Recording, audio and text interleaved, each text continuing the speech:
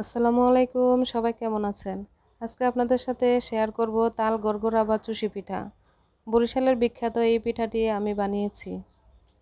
এক ভাবির কাছ থেকে শিখেছি, আজকে চেষ্টা করে সফল হয়েছি। এখানে আমি তালের রস নিয়েছি 250 গ্রাম পরিমাণ। 1 কাপ লিকুইড দুধ দিয়েছি 1 কাপ চিনি। চিনিটা আপনাদের পছন্দ মতো চাইলে একটু বেশি দিতে পারেন। হাফ চা চামচ লবণ দিয়েছি। তালটা ফুটতে দেব। তাল যখন ফুটে উঠবে তখন এখানে আমি অ্যাড করে দিব চালের গুঁড়া। এখানে আমি আধা কেজির কম চালের গুঁড়া দিয়েছি। একদম সমান করে ঢেকে দিব। চুলার আঁচটা একদম লো হিটে করে 5 মিনিট রাখবো। 5 মিনিট পর উঠিয়ে নেড়েচেড়ে দিব। প্রথম বানিয়েছি, চালের গুঁড়ার পরিমাণটা বুঝতে পারিনি, কম হয়ে গিয়েছে। আরও চালের গুঁড়া অ্যাড করে দিব। এভাবে মোট আধা কেজি চালের গুঁড়া দিয়েছি। আবারও ঢাকনা দিয়ে 5 মিনিট রেখে দেব। চুলার আঁচ কোনোভাবেই বাড়ানো যাবে না। নেড়েচেড়ে দিব। নেড়েচেড়ে দেওয়ার পরে ঢাকনা দিয়ে আরও 5 মিনিট রেখে দেব। আমাদের কুমিল্লা অঞ্চলে কখনো এই পিঠাটা খেতে দেখিনি বা বানাতে দেখিনি। সব সময় আমরা তেল দিয়ে ভেজে খেয়েছি। তাই আজকে আমি ট্রাই করলাম বানানো। কাইটা হয়ে গিয়েছে। এখানে আমি এখন দিয়ে দেব নারিকেল। নারিকেলটা চাইলে আগে থেকেও দিতে পারেন, সিদ্ধ হয়ে যায়, তাই আমি পরে দিয়েছি। এখন হচ্ছে পিঠা বানানোর পালা।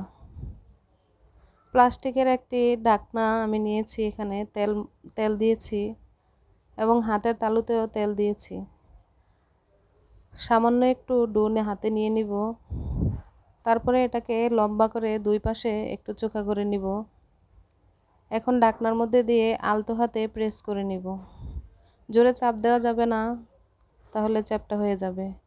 এটা যদি কলা গাছের খোসাতে করা হয়, ডিজাইনটা আরও সুন্দর হয় এবং ফুটে ওঠে। প্রাণবন্ত ঢাকাতে কলা গাছ আর কোথায় পাবো? আমার মনে হয় কলা গাছের জন্য কলা বাগান যাওয়া উচিত ছিল। কলা বাগান যাওয়ার সময় আমার ছিল না, তাই আমি প্লাস্টিকের ঢাকনাতেই করেছি। আবার ঝুড়িতেও করা যায়। আমরা যে ঝুড়িতে মাছ বা শাক ধুয়ে নেই, সেই ঝুড়িতেও করা যায়। তো দেখেন, পিঠাটা অনেক সুন্দর হয়েছে। সবগুলি পিঠা বানানো হয়ে গিয়েছে। ডিজাইনটাও দেখতে চমৎকার লাগছে। এখানে আমি প্যানে পানি গরম করে নিয়েছি। আমি এখানে রাইস কুকারের প্যানটা ইউজ করেছি।